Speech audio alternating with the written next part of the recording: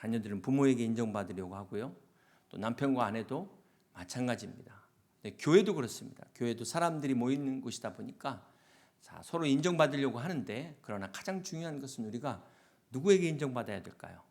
그렇습니다. 살아계신 하나님께 인정을 받아야 되는 것이죠. 성경에 하나님께 인정받은 대표적인 사람이 바로 다윗입니다. 오늘은 그동안 우리가 구약의 인물들을 살펴봤는데, 마지막 시간으로 다윗의 믿음에 대해서 함께 같이 살펴보고자 합니다. 오늘 본문 사도행전 13장 22절을 함께 같이 봅니다. 패하시고 다윗을 왕으로 세우시고 증언하여 이르시되, 내가 이새의 아들 다윗을 만나니 내 마음에 맞는 사람이라 내 뜻을 다 이루리라 하시더니. 성경은 다윗을 가리켜 하나님 마음에 맞는 사람이다, 이렇게 소개를 하고 있습니다. 또 우리가 예수님의 여러 가지 호칭 중에 하나가 다윗의 자손 예수여라고 부른다는 것입니다. 여러분 사진을 보시면 이게 이스라엘의 국기죠. 가운데 별이 바로 다윗의 별입니다. 아마 지금도 이렇게 미국 사람, 영어권에 있는 사람들 모인 데 가서 데이빗하고 부르면 반드시 쳐다보는 사람들이 있다는 것입니다. 사람들의 이름 중에 가장 많은 이름이 바로 다윗의 이름입니다. 이렇게 다윗의 이름처럼 저와 여러분의 이름이 하나님 앞에 인정받는 존귀한 이름 되시기를 주님의 이름으로 축복합니다. 자, 그렇다고 다윗이 완벽한 인간이었냐? 성경을 보면 다윗의 실수가 자세하게 빠짐없이 기록이 되어 있습니다. 그런데 문제는 이렇게 실수한 연약한 죄인임에도 불구하고 다윗을 가리켜서 유일하게 하나님 마음에 합한 자다라고 성경이 말씀하고 있다는 것입니다. 자, 그렇다면 무엇 때문에 다윗을 이처럼 귀하게 여기신 것일까요? 오늘 시간상 세 가지만 말씀을 드리려고 합니다. 그 첫 번째가 바로 골리앗의 사건입니다. 다윗과 골리앗 이야기, 세상 사람도 모르는 사람이 없을 정도입니다. 우리는 가끔 스포츠라든지 이렇게 비즈니스에서도 상대가 안 되는 그런 게임 같은 경우, 불리한 경우에 이 다윗과 골리앗의 비유를 사용하고 있는 것을 보게 됩니다. 엄밀히 말하면 이 다윗과 골리앗은 영적 싸움에 관한 이야기입니다. 하나님의 명예와 관련된 그러한 사건입니다. 원래 다윗은 목동이로 군인이 아니었습니다.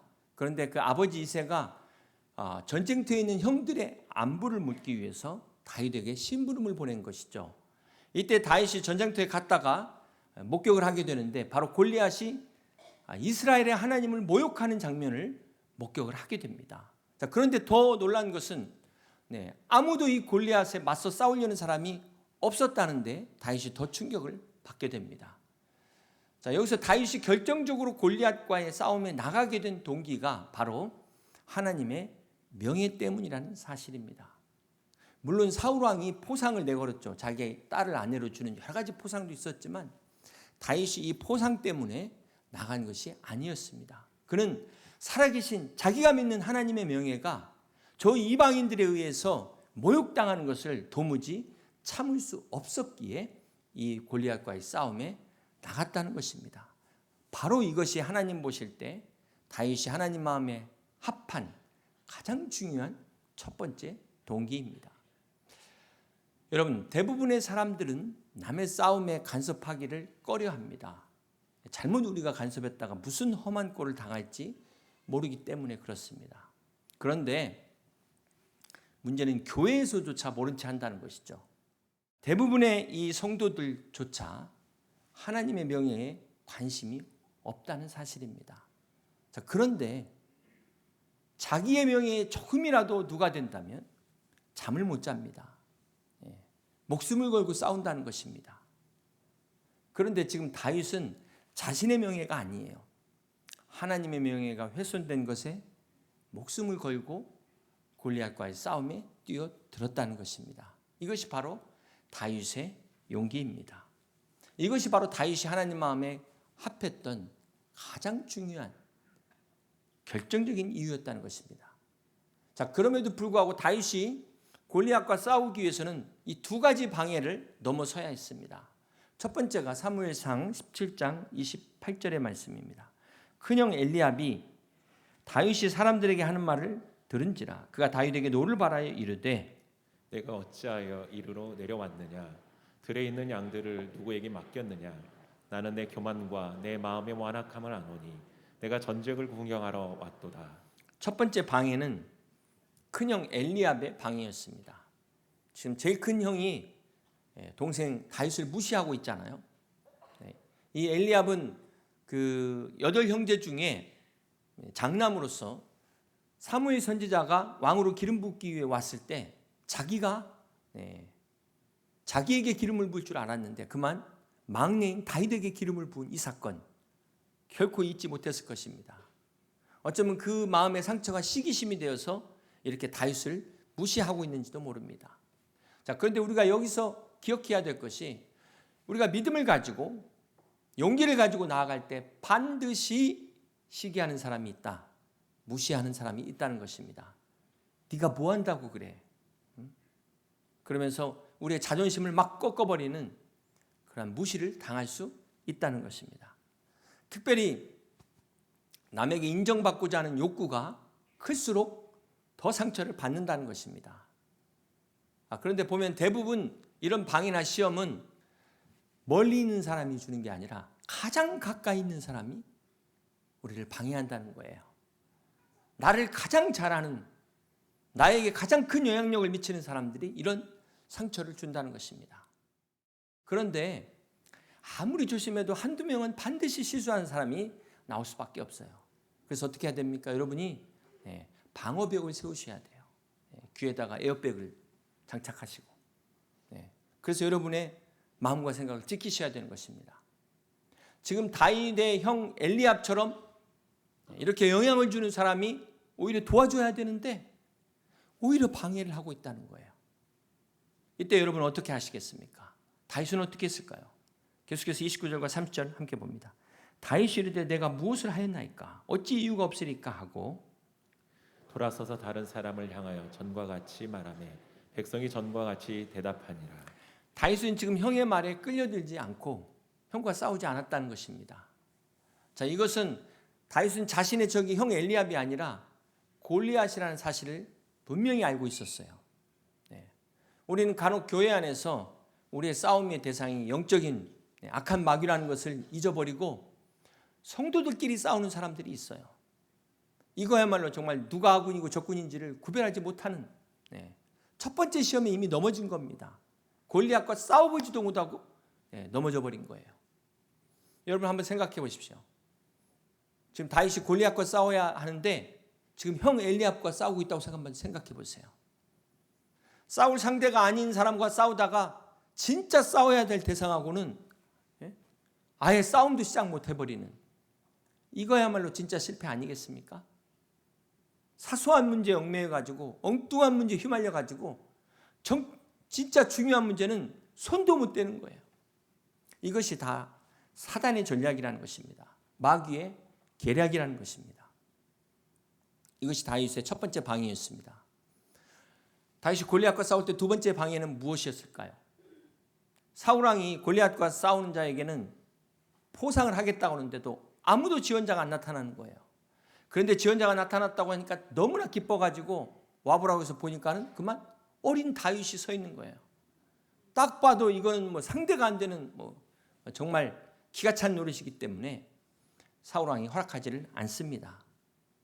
이때 다윗이 어떻게 합니까?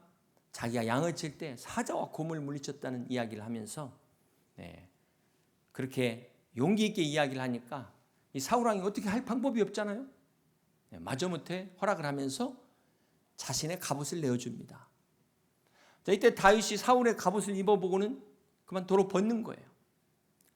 이 당시 왕의 갑옷인데 얼마나 얼마나 잘 만들었겠습니까? 최고의 갑옷이지만 다윗에게는 맞지 않다 보니까는 이거 오히려 무겁고 거추장스러울 수밖에 없는 것이죠. 그래서 다윗이 대신에 시내가에 가서 이 차돌 5개를 준비해서 골리앗에게로 나갑니다. 이것이 무엇을 의미할까요? 지금 다윗이 골리앗과 싸우기 위해서 골리앗 흉내낼 필요가 없다는 것입니다. 다윗이 굳이 사울왕이 될 필요가 없다는 것이죠. 다윗이에요.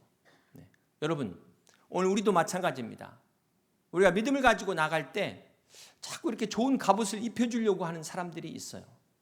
이게 더 좋아. 막 이거 막 이걸 이렇게 하라고. 나보다 아는 것도 많으신 분들이, 경험도 많고 전문가들이 막 이러면 참 우리가 물론 때로 도움이 될 때도 있지만 다윗처럼 방해가 될 때도 있다는 사실을 우리는 잊지 말아야 합니다. 사랑하는 성도 여러분, 다윗이 사울 왕의 갑옷을 이렇게 벗는다는 게 결코 쉬운 일이 아니었을 것입니다. 이 왕의 제안을 거절한다는 게 쉽지 않았을 거예요. 그것도 사울이 다윗을 생각해 갖고 하는 제안인데 그걸 이런 제안에 거절한다는 게, 여러분 한번 입장 생각해 보시기 바랍니다.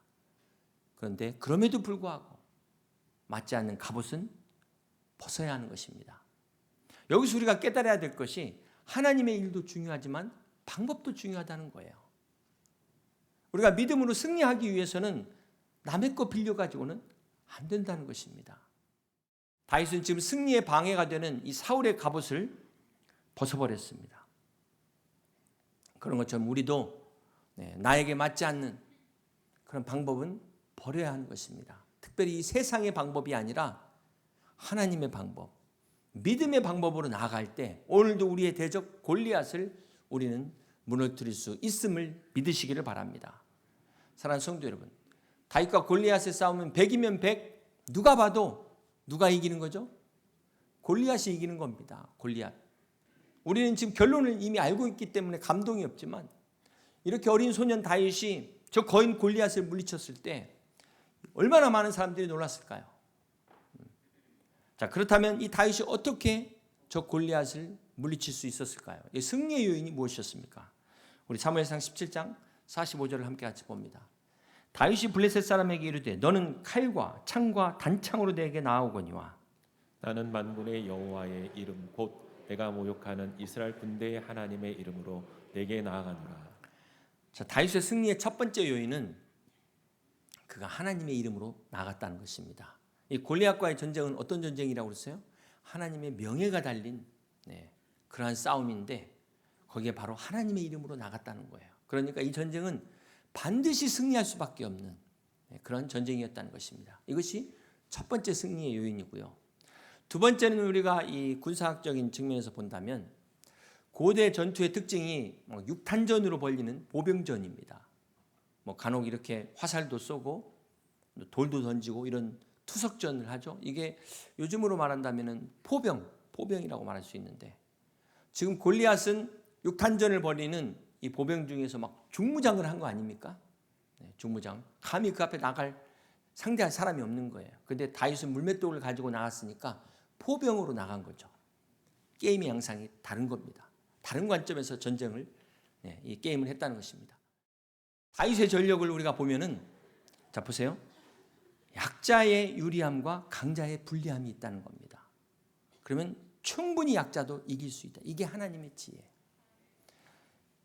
골리앗 앞에서 감히 생각을 못했는데 이게 하나님의 지혜라는 것입니다. 여러분 어떤 골리앗 앞에 서 있습니까? 포기하지 마시고 하나님의 지혜로 끝까지 승리하시기를 주님의 이름으로 축복합니다. 다윗이 승리할 수밖에 없었던 중요한 이유는 다윗은 이미 전부터 간증이 있었어요. 하나님의 승리의 확신이 있었다는 것입니다. 그는 그 전부터 골리앗을 만나기 전부터 하나님을 경험하는 삶을 살고 있었다는 거예요. 사윗이 이 다윗에게 야 너는 안 된다. 너는 지금 소년이고 쟤는 이 골리앗 어려서부터 용사로 어떻게 상대가 되냐. 말이 안 된다고 했을 때 다윗이 사울에게 내가 양을 칠 때 사자나 곰을 만나는 이 이야기는 다윗이 무용담을 얘기한 게 아닙니다. 다윗이 간증을 한 거예요.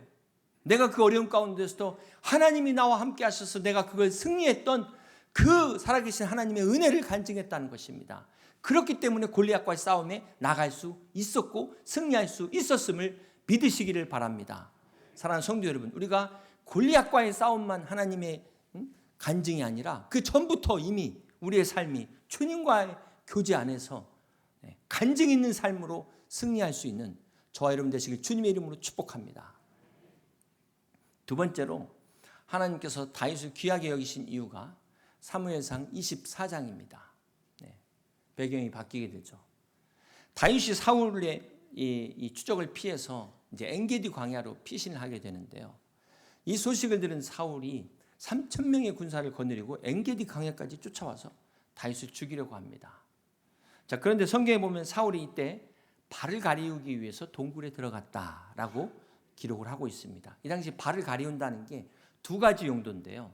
이렇게 용변을 볼 때 옷으로 발을 가리는 것과 잠을 잘 때 이렇게 이불 같은 것으로 옷으로 발을 덮는 것, 이렇게 두 가지 용도로 사용되는데, 오늘 여기 사무엘상 24장에서는 사울이 용변을 보는 그러한 상황을 말하고 있는 것입니다.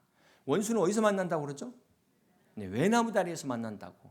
이 사울이 하고 많은 엔게디 광야의 그 동굴 중에 어느 굴에 들어갔냐면 다윗이 숨어 있는 굴에 혼자 들어간 거예요. 용변을 보기 위해서 자기 부하들을 다 물리고, 그러고 들어갔으니 처음에 밝은 데서 어두운 데 들어가니까 안 보이잖아요. 그리고 경계심을 풀고 지금 큰일을 보는데 완전 무장 해제된 상태입니다. 자, 이때 그냥 사울 죽이는 건 식은 죽 먹긴 거예요. 이 상황을 보던 다윗의 용사들이 눈빛으로 이야기하지 않겠습니까? 신호만 주시면 끝장내버리겠습니다. 그런데 다윗이 어떻게 합니까? 살짝 겉옷만을 베는 거예요. 우리 사무엘상 24장 6절을 봅니다. 그 이유가 이렇게 고백합니다. 자기 사람들에게 이르되 내가 손을 들어 여호와의 기름 부음을 받은 내 주를 치는 것은 여호와께서 금하시는 것이니 그는 여호와의 기름 부음을 받은 자가 됨이니라 하고. 다윗은 사울 왕이 아무리 잘못해도 하나님이 기름 부어 세우신 왕을 내 손으로 죽일 수 없다는 겁니다. 자, 그런데 이게 한 번이 아니었어요. 사무엘상 26장에 보면 똑같은 상황이 또 반복됩니다. 이번에는 사울이 잠들었을 때, 고뇌갖고 잠들었을 때 살짝 가서 옆에 창과 물병만을 가지고 나옵니다. 이번에도 사울을 살려줬어요. 다윗은 지금 아무 죄도 없는 자기를 죽이려고 하는 이 사울, 얼마든지 정당방위로 죽일 수 있습니다. 그럼에도 불구하고 그가 죽이지 않은 단 하나의 이유, 하나님이 기름 부어 세운 종이라는 거예요. 자, 이것을 잊지 않았기에 다윗이 하나님 마음에 합한 사람이 됐다는 것입니다. 자, 오늘 이것이 우리에게 주는 두 가지의 교훈이 있어요.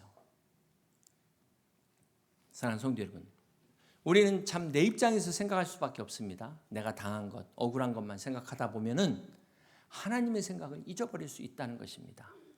자, 이때 생각해야 될 게 뭐냐면, 비록 내가 볼 때는 미워도 싫어도 하나님 보시기엔 그 사람도 눈에 넣어도 안 아플 정도로 사랑하는 사람일 수 있다 없다? 그렇습니다. 자, 그런데 하나님이 사랑하는 사람을 내가 미워하고 증오하면 어떻게 될까요? 그러니까 여러분, 내가 밉다고 미워하는 것은 철저하게 내 기준이에요. 내 기준. 그건 하나님의 기준이 아니라는 것입니다. 순종이 뭡니까? 순종. 내가 보기엔 비록 미워도 하나님 보시기에 사랑하는 자기 때문에 더 이상 미워하지 않겠다, 이 결단하는 것이 순종입니다. 안 되면 어떻게 해야 돼요? 내 자신을 쳐서라도 복종시켜야 되는 것입니다. 그게 바로 누구를 위한 거예요? 나 자신을 위한 것입니다. 또 하나 우리가 여기에서 우리가 놓치지 말아야 될 교훈이 무엇입니까? 자, 다윗이 기름 부음 받은 종을 손대지 않았다는 것이 우리에게 주는 교훈이 무엇일까요? 자, 목회자는 말씀의 통로입니다. 우리가 이 통로를 통해서 영의 양식을 공급을 받습니다. 그런데 만약에 목회자가 막 비난을 받으면 그 말씀이 들어올까요? 안 들어올까요? 저도 목회자지만 사람 보지 않고 하나님의 말씀을 듣지만 어떤 경우에는 당신이나 잘하세요, 막 이런 경우가 있어요. 하물며 성도는 어떻겠습니까? 하물며 성도들은 이 목회자는 말씀을 전하는 통로이기 때문에 정말 몸가짐도 잘해야 되는 이런 부담감, 이런 거룩한 부담감도 있고, 여러분도 마찬가지예요. 여러분도 집에 상수도가 하수도가 붙어 있으면 어떻게 되겠습니까? 거룩한 통로와 쓰레기 통로하고는 엄격하게 구별하셔야 되는 거예요. 뭐 제가 이뻐서 잘 봐주라는 게 아니에요. 자신들의 영혼을 위해서, 내 영혼을 내가 보호하기 위해서 여러분의 귀를 잘 관리하셔야 된다는 것입니다. 사단은 할 수만 있으면 우는 자와 같이 삼키자를 찾으면서 하나님의 말씀의 통로를 막는다는 사실을 명심하세요. 그 원천 차단은 하나님의 말씀이 들리지 않도록. 그래서 이 말씀이 막히면 어떻게 돼요? 나만 손해보는 거 아닙니까? 나만? 정말 안타까운데 말씀의 통로가 막히면 다른 교회라도 가셔야 되는 거예요. 그렇다고 진짜 가라는 얘기 아닙니다. 우리가 은혜를 못 받으면요, 옆에 있는 다른 사람들까지도 시험을 들게 만들어요. 왜? 내가 인정받기 위해서. 내가 잘못됐는데도 내가 정당하다는 걸 인정받기 위해서 남의 영혼 죽이는 것까지 서슴지 않게 되는, 이게 인간의 죄성이라는 것입니다. 들을 게 있는 자는 들을지어다. 시간이 없어서 더 말씀 못 드리고. 세 번째, 하나님께서 다윗을 귀하게 여기신 이유가 뭘까요? 배경이 바뀌어서 사무엘하 12장에 그 유명한 사건입니다. 다윗의 생애에서 잊을 수 없는 그 두 사람을 꼽으라면 첫 번째가 골리앗이고 두 번째가 밧세바일 것입니다. 밧세바. 이 골리앗과 밧세바 두 사람을 통해서 다윗의 영적 상태를 우리가 비교해 볼 수 있는데요. 골리앗과의 싸움은 외적인 싸움이에요. 외적인 적과의 싸움이라면 밧세바와의 싸움은 내면의 적과의 싸움이라는 것입니다. 사실 이 외부의 적만 무서운 게 아니라 내면의 적은 더 무서워요. 왜요? 보이지 않기 때문에 그렇습니다. 골리앗은 막 거인 장수인데 이 지금 밧세바는 거기에 비하면 얼마나 연약한, 그것도 아름답고 작은 여인 아닙니까? 그런데 골리앗을 이긴 다윗이 밧세바한테는 졌다는 거예요. 결정적으로 골리앗 때는 자기가 직접 나가 싸웠는데 밧세바 때는 혼자 이렇게 궁정의 옥상에서 혼자 한가롭게 거닐다가 그만 넘어진 것입니다. 여러분, 이 다윗의 이야기가 지금 남의 이야기로 들립니까? 남의 이야기로 들리세요? 이거 오늘 우리의 이야기라는 거예요. 얼마든지 내 인생에서 골리앗 때가 있는가 하면, 그런 위기를 만나는 외부의 적이 나를 공격하는 때가 있는가 하면 내면의 적이 소리도 없이 와서 나를 무너뜨리는 밧세바의 때가 있다는 거예요. 이때를 잘 분별하시라는 것입니다. 사람이 너무 여유가 없어도 문제지만 너무 한가로워도 문제가 돼요. 너무 한가로워도 저렇게 옥상 헤매다가, 인터넷 옥상 헤매다가 마땅히 그 자리 가면 내가 실수하고 죄질 거 알면서도 그냥 찾아가는 거예요. 그 자리를. 사랑하는 성도 여러분, 사실 다윗은 우리하고 연약한 인간이에요. 오히려 우리보다 더 큰 죄를 범한 사람이 다윗이었어요. 그럼에도 불구하고 그가 이렇게 하나님 마음에 합한 사람이 될 수 있었던 결정적 이유, 회개했다는 것입니다. 회개. 이게 가장 중요한 결론이에요. 로망스와 노망의 차이가 한 끗 차이입니다. 내가 하면 로망스, 남이 하면 노망. 근데 그게 한 끗 차이더라고요. 사울과 다윗의 결정적인 차이가 한 끗 차이입니다. 둘이 똑같이 실수했어요. 오히려 자기 충신 우리아를 죽게 만든 이것은 더 악한 죄예요. 다윗의 죄는. 자, 그럼에도 불구하고 이 결정적 한 끗 차이가 뭐였을까요? 사울은 사울에게 말씀을 전해주는 건 사무엘 선지자 아닙니까? 그 훌륭한 사무엘 선지자. 그럼에도 불구하고 사울은 끝까지 안 들었어요. 시험에 들었어요. 그런데 다윗은 나단 선지자의 이야기를 듣고 어떻게 됩니까? 회개합니다. 자, 이 차이가 사울과 다윗의 차이였다. 오늘 여러분 이 자리에 계신 것은 살아계신 하나님의 말씀을 듣기 위해 이 자리에 계신 줄로 믿습니다. 살아계신 하나님의 말씀은 교훈과 책망과 바르게 함과 의로 교육하기에 유익한 말씀인 것을 믿으시기를 바랍니다.